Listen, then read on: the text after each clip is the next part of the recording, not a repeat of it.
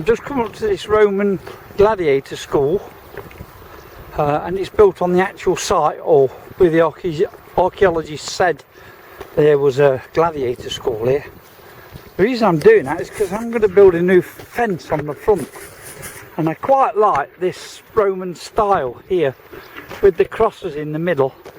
So I'm just going to take some measurements, see what size wood they use, and how far apart the uprights are.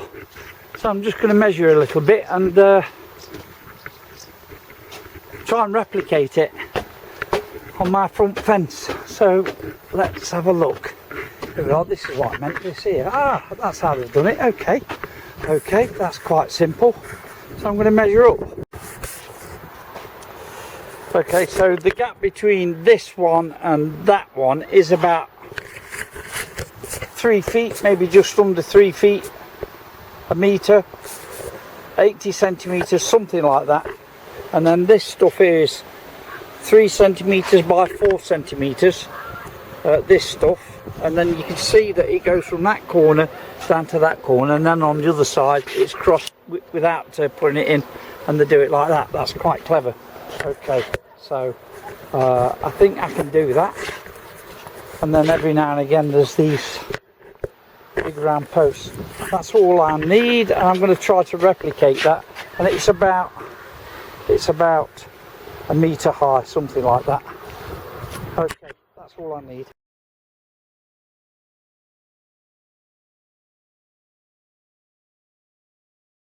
I just want to show you this fence. I'm going to renew this, but I've got to finish pointing it first because it's not finished pointing on the top.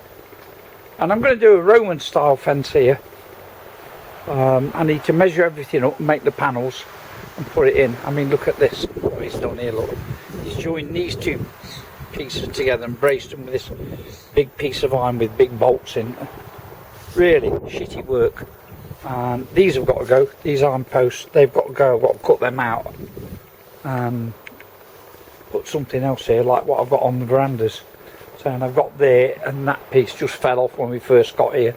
So I've got to do all that. I'll go fetch the wood and I'll build it and do it. I'm about to take this fence down, and I had a load of wood that was given to me, and it was up in the garage loft there.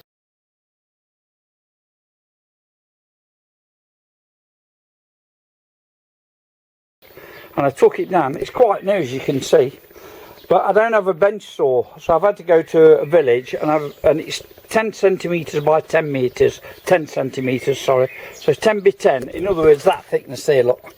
And I got it ripped down the middle, so I get 2 pieces from one. And I'm going to put it on here. I'll show you how I do it, but in the meantime I'm cutting 3 equal lengths here to do that wall. So they're all 2 metres 10 or something like that, and then these are all the struts that go in between, and I'm doing Roman style, as you saw on that bit the other day. It should be quite easy to do, and I'm quite looking forward to doing it. I need some more materials yet, but I've cut all my struts. There's all the struts for that bit. I've got to cut 2 equal bits on there, because that one's like over 2 metres 40 long, so I've got to cut that down 2 halves exactly, and then that one there, and it's bingo. And I've got to go and buy all the little metal things what it stands on, so there'll be a top rail, a bottom rail, and then the struts in between, and then like crosses, so exactly Roman style. And then I'll just make it this colour, same as I did with these handrails here, look. These handrails, I'll do it that colour. And I need to go and buy some of these metal things that you screw the plate into the wall, so it can stand. So I've got to buy them yet. And as I do each bit, I'll show you what I'm doing, how to do it. And you never know, maybe you might want to do it. So I've got the cutter here, and I'm cutting them all down to equal lengths. So anyway, I'll show you that when it's all done, and then I'll start assembling it, and you can watch how I do that as well. But that will be tomorrow. Just taking the edges off it, so they sit down nice and neat. Them splinters off. don't have to go crazy. Just so when you touch them rough edges are gone.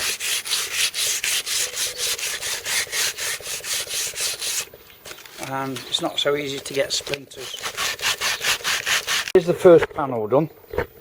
So I've glued and screwed it, and if you look at this one, it's half and half, look, because the next piece will be coming onto that, and I don't want to put a double strut in. It'll just look odd unless I put double struts in there, and I don't want to do that. I'm on the second section now. I've started and finished the first section except for the cross members, and I'll go down and fix them when I've got all the pieces together. This is the second section after the gate. This is the first piece is done there, and again cross members have got to go in. I'm just working on the second section, and here I'm putting a double strut in there, a double one, because it's coming this way then, and then that's the final bit, the last piece there. So I'll do that, and when it's all done I'll show you. So here they all are painted now with wood preserver. 1, 2, 3, 4, 5, 6, and that will do the full surround. Every bit's been measured. I may just have to cut this front one down a little bit on this end yet. I'm not sure till I get the other two in. So we're going to go down now and buy all the cross members, cut them, paint them, and then put them in. Once they're in, I need to buy the metal stands for the bottom, and I might buy them while I'm down there today.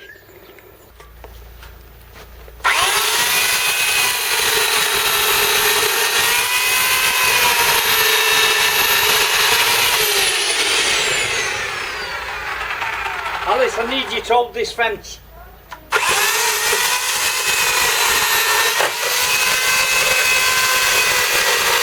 going to fall. I don't want it to fall on your car. Right, wait. Let go.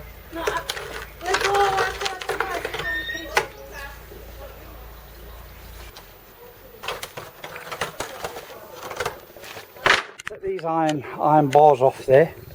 I've got that bit to do there as well. I'll show you that. The fence is down there, there and there, everywhere now. The next project is to get the little post holders on here, but as you can see some of this wants pointing, and I've got my trowel and everything. I've just started pointing that up, and I really want to give that a couple of days before I put these plates on there and screw them in. I've got to get them all level. You can see I've pointed this side, and pointing is an acquired skill. You just can't go and do it. You try it, especially with this sand. Anybody in England will know, if they're in the building trade, that our sand, it sticks to your trowel like shit to a blanket, but this stuff doesn't. It just rolls off. It's like sea sand.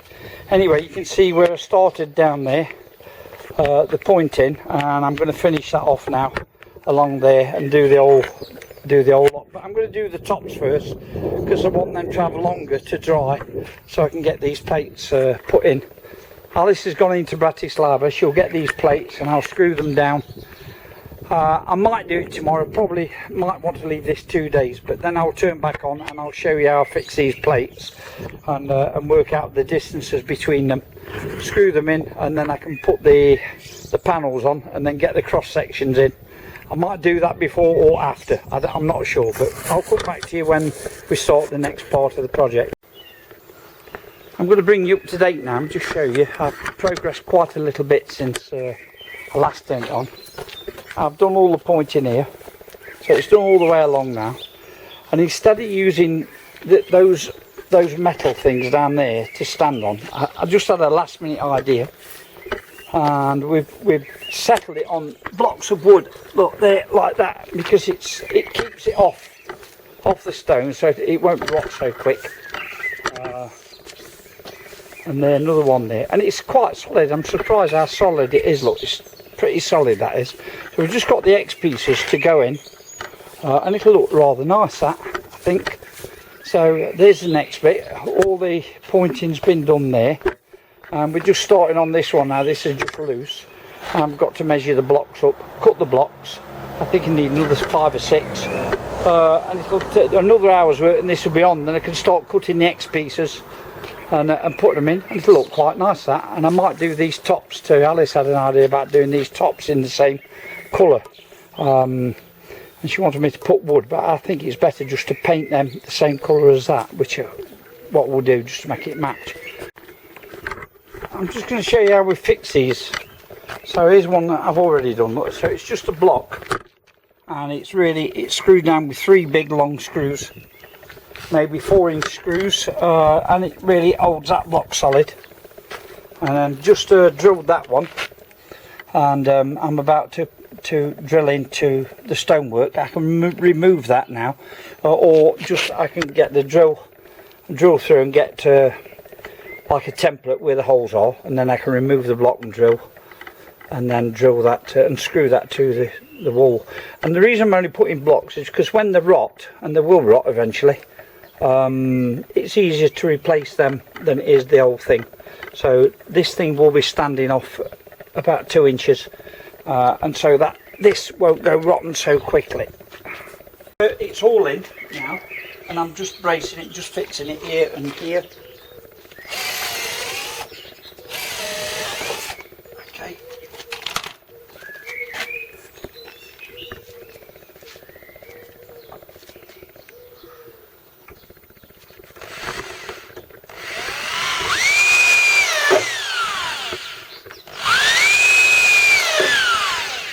Okay, I've got one to put in here,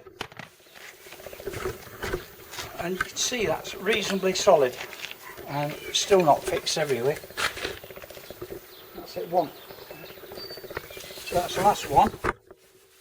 And I've just got the handrail to go on the top. This is 10 centimetres wide. I'll be putting something 12 centimetres, so the rain runs off and drips off. That way it'll ensure, and it's been treated with wood preserver. And that's the last screw. Last screw. Bingo. There you go. Now, I would recommend filling all these screw holes with caulking, as you say in America, or mastic, as we say. And it just stops the rainwater getting in there. Okay, I'm going to show you an example now. Right, so that's finished, that section. And this section is not finished.